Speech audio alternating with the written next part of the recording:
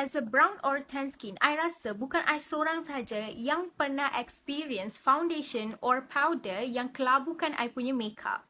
And the main factor makeup kita look kelabu disebabkan kita susah sangat cari shade yang sesuai dengan kita punya skin tone. Right?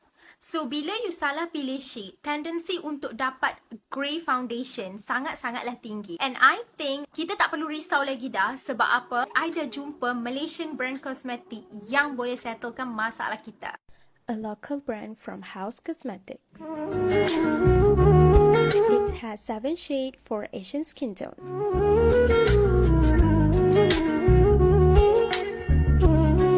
A soft and comfy sponge provided.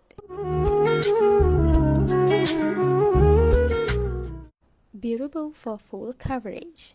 It is also formulated with SPF 20. To be honest, I am super duper shocked right now and I will be right back with a full face makeup.